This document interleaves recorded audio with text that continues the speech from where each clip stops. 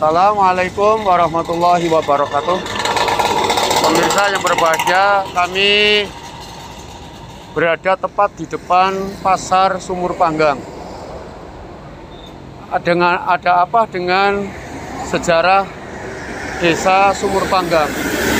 Karena di dalam pasar inilah ada sumur yang bersejarah yang ada kaitannya dengan Kerajaan Demak Bintoro, kemudian pertarungan Sunan Kalijogo dengan Jamaluddin, termasuk sejarah berdirinya Desa Sumur Panggang.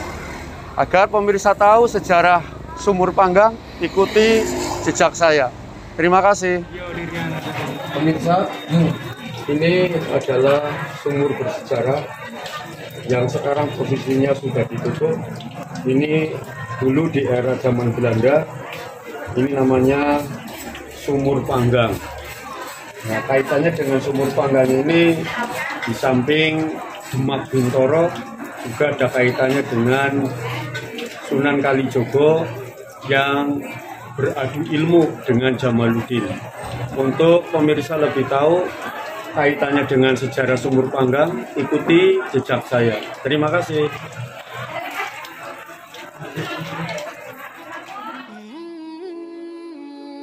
Assalamualaikum warahmatullahi wabarakatuh. Pemirsa yang berbahagia, kali ini kami akan menceritakan asal-usul nama sebuah daerah, yaitu Sumur Panggang. Seperti halnya Kelurahan Sumur Panggang di Kecamatan Margadana, Kota Tegal, terdiri dari dua kata, yaitu sumur dan panggang. Meski namanya terkesan aneh, namun cerita rakyat tentang Sumur Panggang akan menghubungkan Anda dengan Sultan Trenggono pada masa Kerajaan Demak. Kelurahan Sumur Panggang disebut oleh warga menjadi kelurahan yang paling maju di Kecamatan Margadana, Kota Tegal.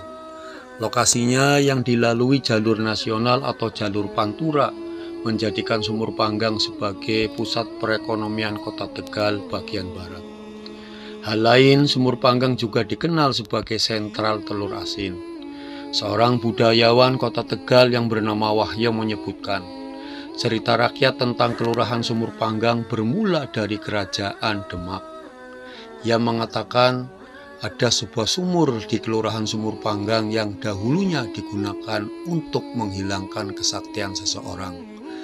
Sumur itu berair hangat dan mengeluarkan asap. Dahulu sumur itu digunakan untuk menghukum para berandal yang memiliki kesaktian. Sumur itu masih ada, lokasinya saat ini berada di dalam Pasar Sumur Panggang, tetapi sumur itu sudah ditutup. Airnya juga masih hangat. Wahyo menceritakan ada dongeng rakyat turun-temurun diceritakan mengenai Kelurahan Sumur Panggang. Asal-usul nama Sumur Panggang berawal dari Kerajaan Demak pada masa kepemimpinan Sultan Trenggono. Ketika putra Sultan Trenggono dari istri selirnya yang bernama Jamaluddin menghadap, Jamaluddin meminta supaya ia diakui sebagai anak. Namun karena syarat yang tidak terpenuhi, Sultan Trenggono menolaknya. Penolakan itu membuat Jamaluddin memilih memberontak. Ia kumpulkan para berandal, begal, maling, judi yang terpusat di wilayah Balamoa, Kabupaten Tegal. Dia melakukan ontran-ontran atau keributan di Demak. Banyak kemalingan, pemerkosaan hingga pembegalan. Menurut Wahyo, Sultan Trenggono mencoba melawan, namun karena kesaktian dan kepintarannya Jamaluddin tidak bisa tertangkap. Hingga Sultan Trenggono pun meminta tolong kepada Raden Mas Said atau Sunan Kalijogo. Untuk mengetahui keberadaan Jamaluddin, Sunan Kalijogo menyamar menjadi seorang berandal. Setelah menyamar, Sunan Kalijogo kemudian mengejar Jamaluddin sampai ke wilayah Tegal bagian barat, yaitu di daerah Sumur Panggang. Di Tegal, Sunan Kalijogo mengubah nama menjadi Lokajaya. Maka ada kisah yang bernama Berandal Lokajaya. Di Tegal, Sunan Kalijaga mencoba menangkap Jamaluddin. Kesulitan pun dialami oleh Sunan Kalijaga. Ia pun kemudian bermunajat kepada Allah di tepi Kali Kemiri Tegal. Di tengah munajatnya, tasbih yang tersusun dari kemiri itu terjatuh ke sungai. Sunan Kalijaga pun terjun ke kali mencarinya hingga sampai di laut dan bertemu Nabi Khidir. Sunan Kalijaga kemudian diberi ilmu oleh Nabi Khidir.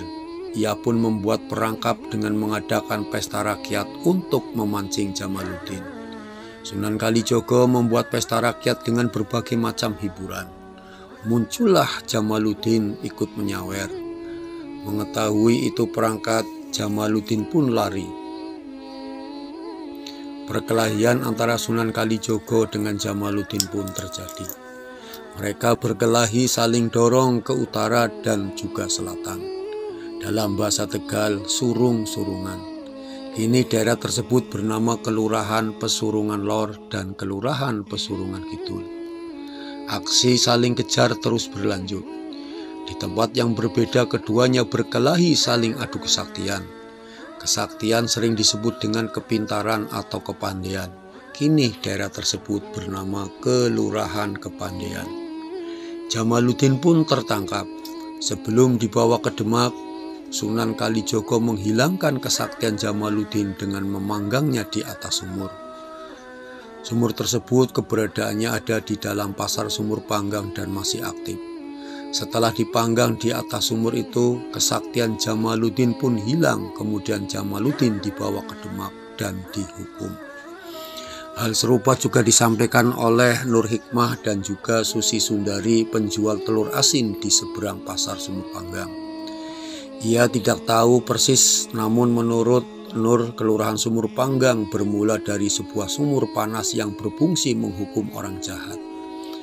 Ia mengatakan ada seorang penjahat yang lari ke sana kemari di wilayah kota Tegal. Setelah tertangkap di wilayah Kelurahan Sidapurna, penjahat itu pun dibawa dihukum di sumur panas yang ada di Kelurahan Sumur Panggang. Sumur itu untuk mengadili orang jahat dengan dipanggang. Dulu yang membakar adalah masyarakat. Sementara menurut Susi, kisah itu selalu turun-temurun menjadi cerita rakyat yang dikisahkan kepada anak-anaknya. Kisah orang jahat yang dibakar di atas sumur. Menurutnya cerita itu bermaksud untuk mendidik putra-putrinya agar sampai dengan dewasa jangan menjadi orang jahat. Cerita itu pun mengajari supaya jangan menjadi orang jahat. Walaupun lari kemana saja, orang jahat tetap bisa diadili. Itulah sekilas cerita tentang asal-usul Sumur Panggang. Yang jelas dalam kami menceritakan masih banyak kekurangan. Untuk itu mohon saran, kritik dan dukungannya agar kami dalam memuat cerita tentang asal-usul Sumur Panggang mendekati kebenaran. Sekali lagi terima kasih khususnya kepada seluruh warga Tegal agar selalu ingat dengan namanya sejarah, karena sejarah adalah bagian dari kehidupan kita. Kurang lebihnya mohon maaf. Wallahu muwaffiq ila aqwamit thoriq. Wassalamualaikum warahmatullahi wabarakatuh.